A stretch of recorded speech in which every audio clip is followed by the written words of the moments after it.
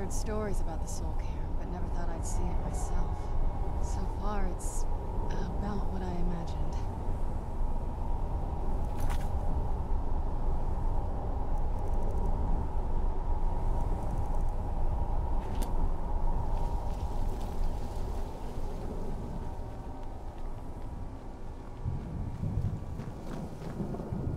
That's the last time I argue with a Dromora.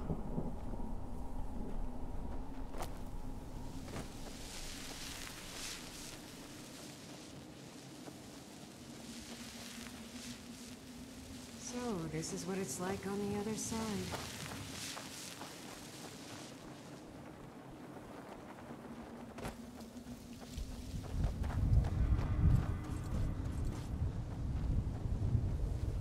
I yearn to see the great dunes of Hammerfell once again.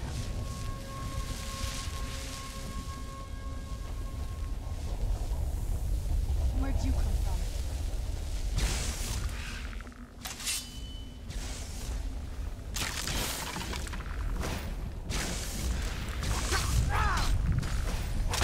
That'll teach you.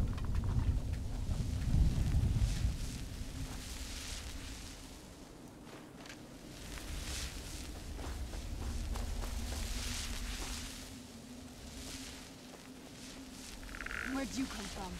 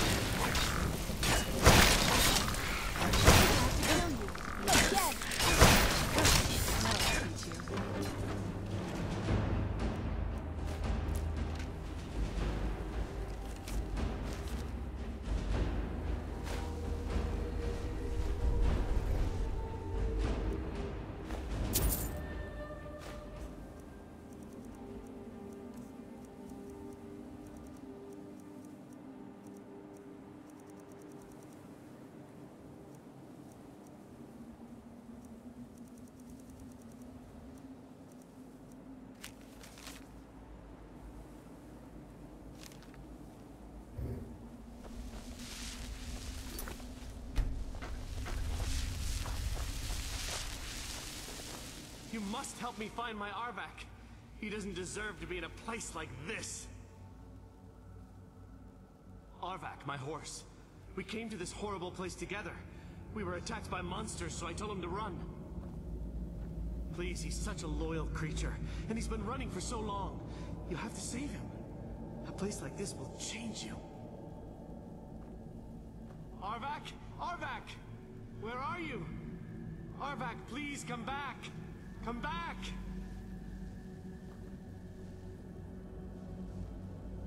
Until next time.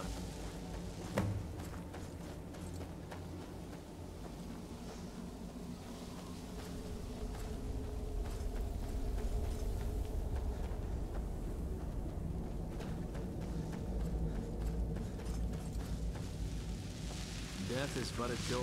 Time is but a window. I'll be back.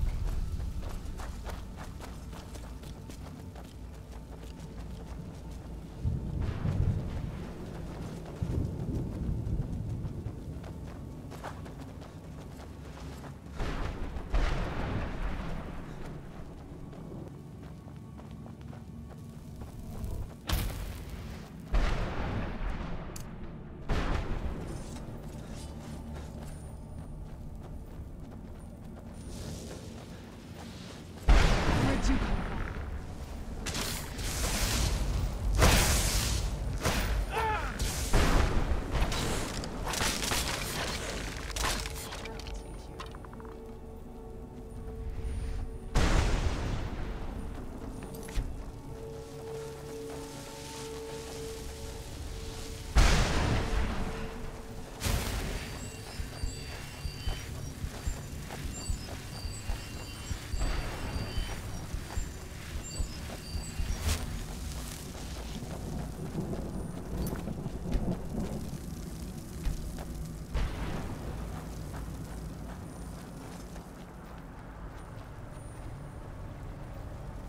Mother? Mother! Can't be. Serana? Is it really you? I can't believe it. How do we get inside? We have to talk.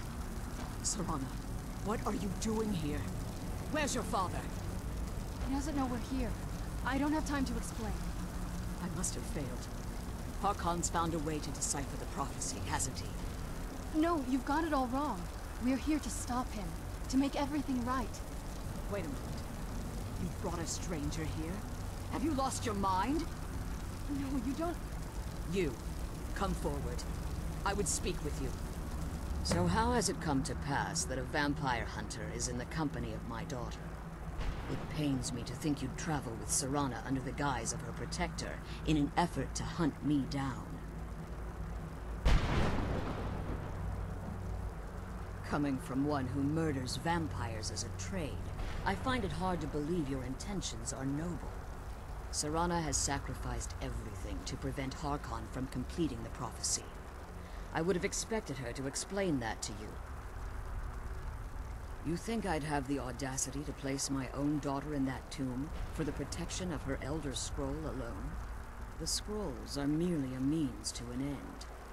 The key to the tyranny of the sun is Serana herself. When I fled Castle Volkihar, I fled with 2 Elder Scrolls. The scroll I presume you found with Serana speaks of Auriel and his arcane weapon, Auriel's bow. The second scroll declares that the blood of Cold Harbor's daughter will blind the eye of the dragon. Like myself, Serana was a human once. We were devout followers of Lord Molag Bal. Tradition dictates the females be offered to Molag Bal on his summoning day. Few survive the ordeal. Those that do emerge as a pure-blooded vampire. We call such confluences the Daughters of Cold Harbor.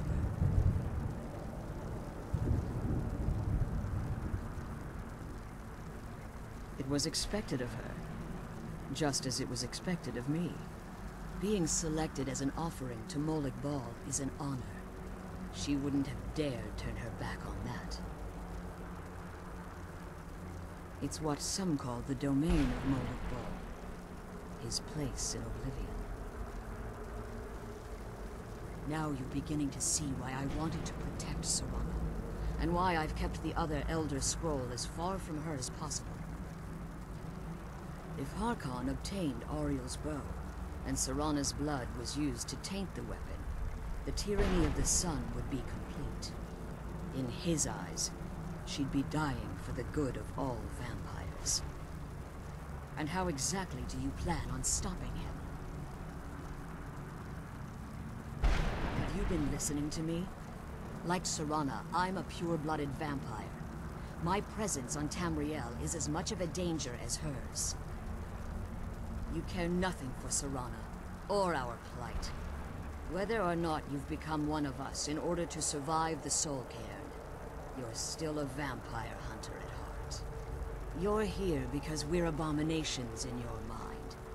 Evil creatures that need to be destroyed. Serana, the stranger aligns himself with those that would hunt you down and slay you like an animal. Yet I should entrust you to him. This stranger has done more for me in the brief time I've known him than you've done in centuries. How dare you? I gave up everything I cared about to protect you from that fanatic you call a father. Yes, he's a fanatic.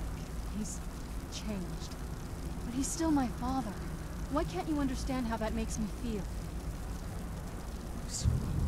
If you'd only open your eyes. The moment your father discovers your role in the prophecy, that he needs your blood, you'll be in terrible danger. So to protect me, you decided to shut me away from everything I cared about. You never asked me if hiding me in that tomb was the best course of action. You just expected me to follow you blindly. Both of you were obsessed with your own paths. Your motivations might have been different, but in the end, I'm still just a pawn to you two. I want us to be a family again. But I don't know if we can ever have that.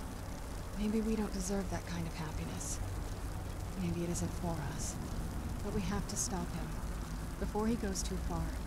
And to do that, we need the Elder Scroll. I'm sorry, Serana. I didn't know.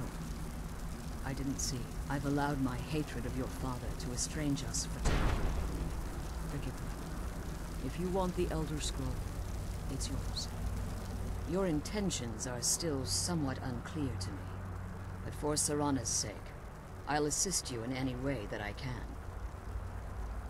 Yes, I've kept it safely secured here ever since I was imprisoned. Fortunately, you're in a position to breach the barrier that surrounds these ruins. You need to locate the tallest of the rocky spires that surround these ruins.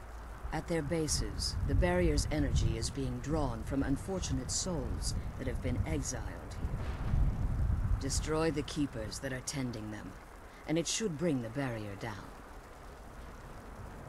One more word of warning. There's a dragon that calls itself Durnevere roaming the cairn. Be wary of him. The Ideal Masters have charged him with overseeing the Keepers, and will undoubtedly intervene if you're perceived as a threat.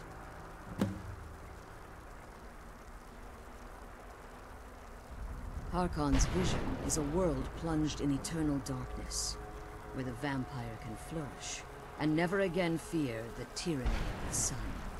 What he fails to realize is how much attention would be called to our kind if the prophecy came to fruition.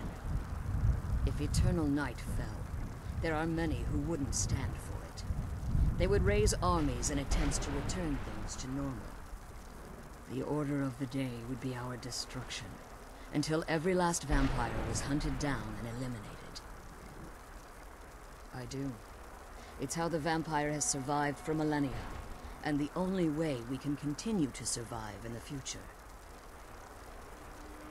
When I entered the Soul Cairn, I had intended to strike a bargain with the Ideal Masters, the custodians of this place.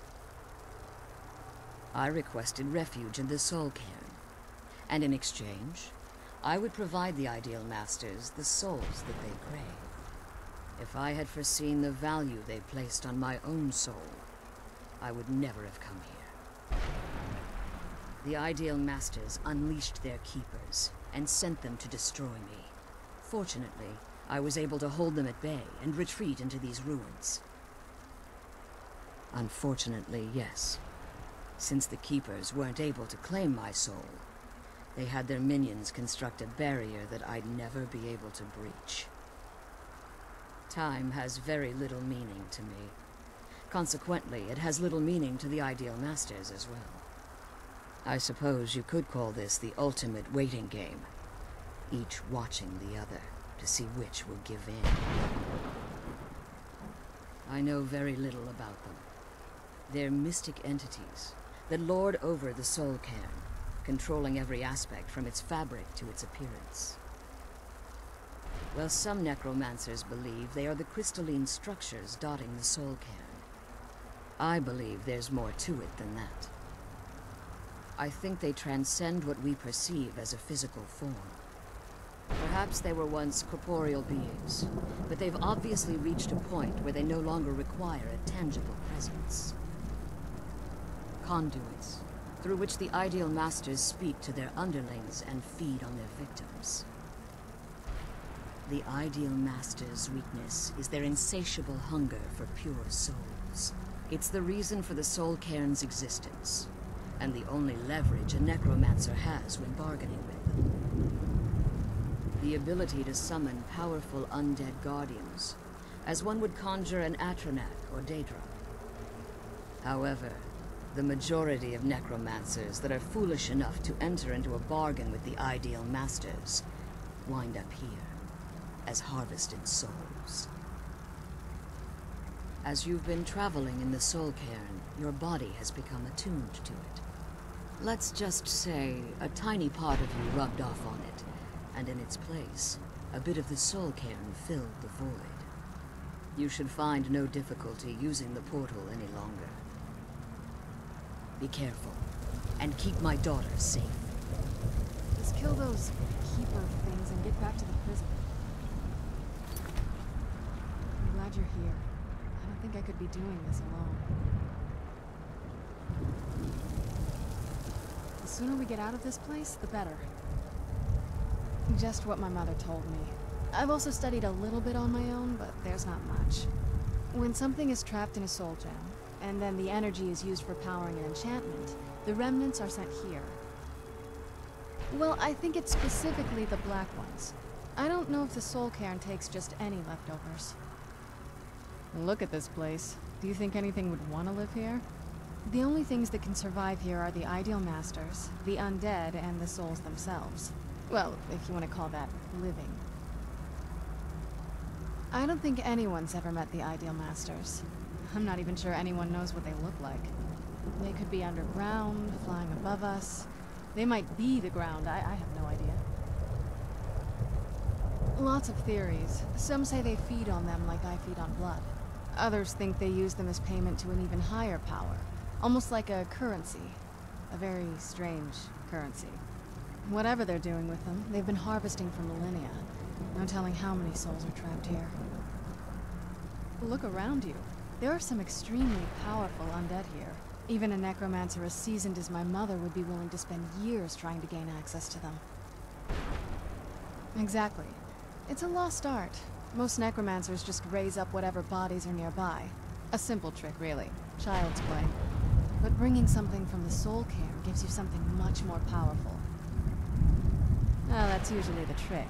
It's possible to do it through a simple portal. But to finalize the deal, you have to travel here yourself. And most of them never come back. Relieved, I think. All those things have been building for a while. You have no idea how long I wanted to say that to her. Look, I loved my father, but when he found that prophecy, that became his life. Everything else, even me and my mother, we just became clutter. I was close with my mother, but she just kept feeding me her opinions of him, and eventually I started believing them.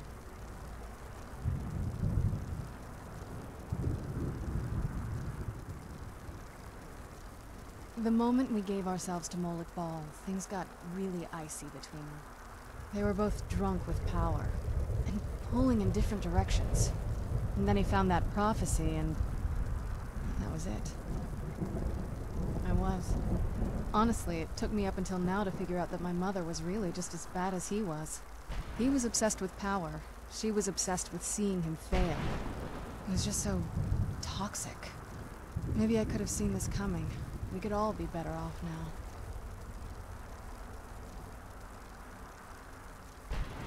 I know that in my head, but I just can't help feeling bad about the way things are. Sorry, I know you're trying to help. Thanks. Anyway, we should keep moving. Let's kill those keeper things and get back to the prison.